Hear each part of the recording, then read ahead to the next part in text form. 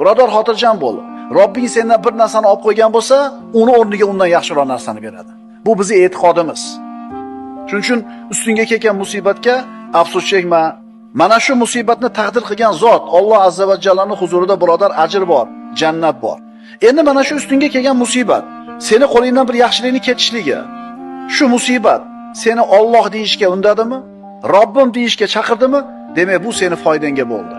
Chunki birodarlar, ayrim odamlar ustiga musibat kelsa yoki bir yaxshiligidan ajrab qolsa, pulidan ajrasa, bolasidan ajrasa, sog'ligidan ajrasa, bu musibat uni Allohga yaqin qilmasdan uzoq qilib yuborishi ham mumkin-da. To'g'rimi?